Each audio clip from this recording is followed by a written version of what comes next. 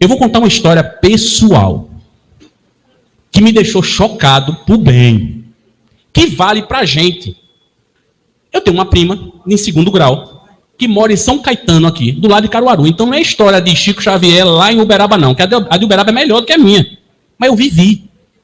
Eu já era espírita, já estudava o espiritismo. Engraçado, é quando a gente começa a estudar, fenômenos vão acontecendo na vida da gente. O cara tá vendo, isso é encosto, isso é alguma coisa errada. Porque eu não tinha nenhum pensamento, eu não sonhava, eu não tinha nenhum tipo de percepção mediúnica ou espiritual. Quando você começa a estudar, é natural que você comece a ter mais contatos espirituais. Pode acontecer ou pode não acontecer, mas a tendência é essa, porque você desbloqueia a mente física. Eu tenho uma prima em 2º grau, que é de São Caetano e estava aqui. Eu não sabia, nem eu sabia, nem meu irmão, que é médium, psicógrafo, sabia.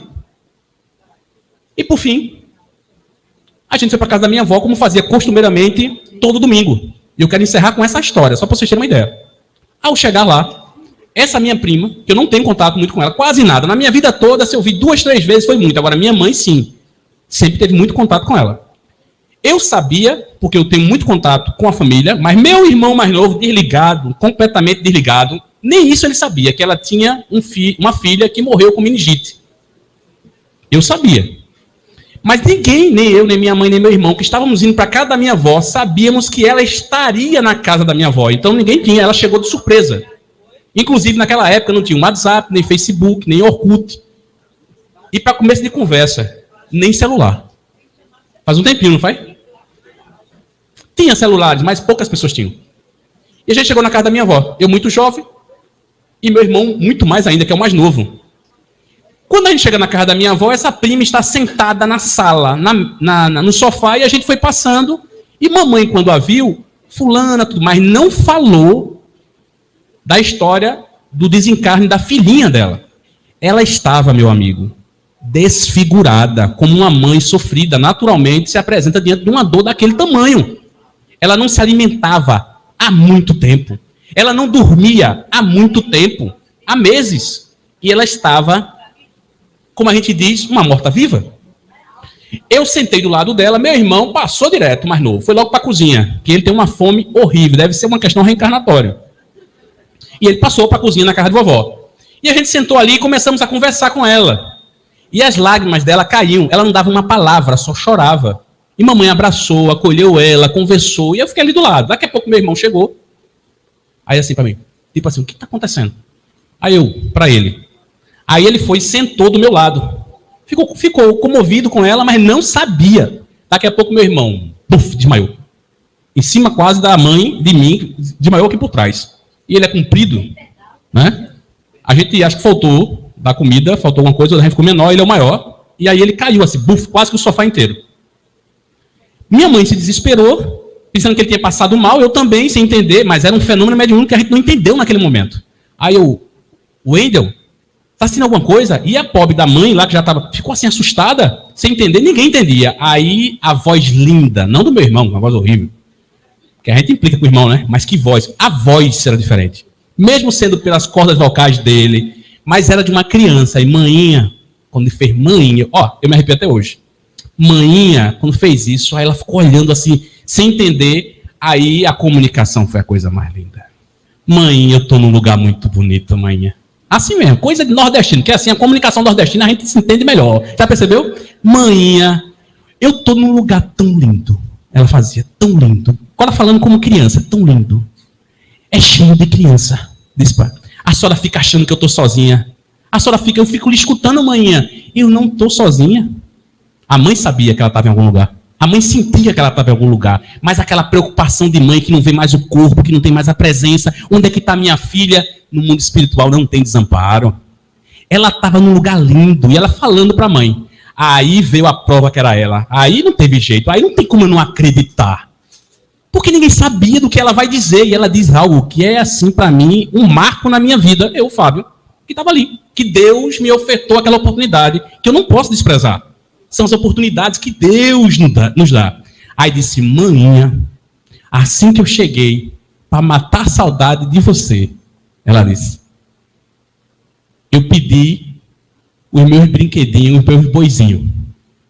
Quando ela fez isso, a mãe de joelho, pegou nas mãos do meu irmão, parecia que estava pegando nas mãos da filha, e disse, filhinha, Deus é muito bom. Ela fazia assim, só dizia isso. Ela disse, aqui o boizinho de chuchu, o boizinho, tudo que ela brincava, porque como eles eram muito pobres, uma família pobre, a mãezinha não tinha brinquedo, até porque é melhor um brinquedo de chuchu do que um brinquedo de verdade. Aqui, pode botar um brinquedo de chuchu com aquela...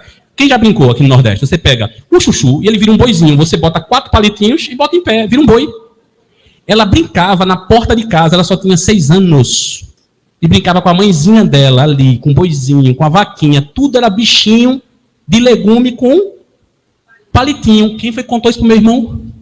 A gente não tem nem contato com ela. Aí ela inclusive ela conta. Hoje ela tá casada, tem mais filhos. Mas, ó, gente, mas o melhor vem agora. Ela diz, mãe, eu tenho que ir embora. Aí vejo que é uma mãe consolada. Filhinha, o tempo vai passar, mas a gente vai se encontrar. Deus é muito bom. Acabou a comunicação. E cadê meu irmão voltar? Eu digo, onde é que está esse cara? Porque assim, ele ficou lá mole. Sério, ele não levantava, eu cutucava, eu falava. Eu fiz de tudo, que tem várias técnicas para o médium voltar. Não voltava. Eu disse, rapaz, será que ele foi também? Né? E mamãe assustada ali, porque daqui a pouco ele foi voltando. Ele chorou. Eu digo, esperei. Quando ele terminou, eu tenho ainda um minuto.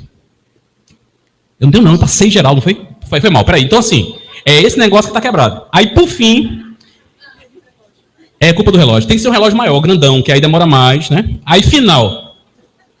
Coisa linda foi o que meu irmão disse. Ele disse, Fábio, assustado, os olhão assim, ele disse, eu saí do corpo, que isso é um fenômeno que só acontece em comunicações, principalmente quando é criança. O médium se desloca muito do corpo, o espírito, mesmo sem perder o corpo, mas você se desloca, é um fenômeno lindo. Por quê? Porque a criança é um psiquismo em desenvolvimento na espiritualidade. Aquela criancinha na espiritualidade vai virar um adulto. Mas como ela é recém-desencarnada, a mente do médium adulta pode interferir muito na comunicação da criança. Comunicação de criança é complicada e Chico Xavier explicou isso. Tem um livro, Comunicação só de Criança. Depois procura aí que você vai ver, do Chico Xavier. É muito complicado. O que a espiritualidade fez? Meu irmão foi afastado do corpo e foi levado para um ambiente totalmente diferente. Ele disse que chegou, ele disse, ponto, eu morri. Ele achava que tinha morrido.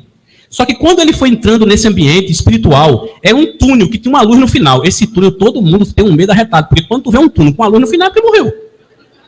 Aí meu irmão disse que já foi todo desconfiado, tipo, será que eu infartei? Será que eu morri? O que aconteceu comigo? Quando ele foi passando pelo túnel, uma menininha linda foi passando por ele. Aí fez assim. Era ela que ele nunca viu. E ele vai descrever ela para a mãe. A cor do cabelo, os olhos azuis. Olha, ela era... Porque assim, esse povo do sertão é misturado com espanhol. Com português, é olho azul. Eu não. Mas assim, eles são. Aí quando meu irmão passou, ela bem gordinha, passou por ele, fez assim. No túnel, nesse túnel, vamos dizer assim.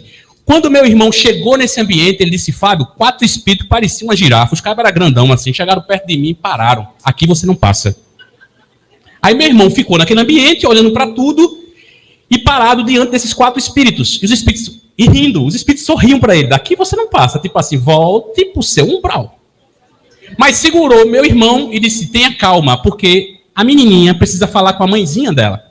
E você aguarde aqui. Meu irmão não sabe nada do que foi dito. Ele ficou muito descolado, porque muitas vezes o médium sabe o que o espírito está dizendo. Ele grava na memória, mesmo psicografando ou falando. Juro que eu termino.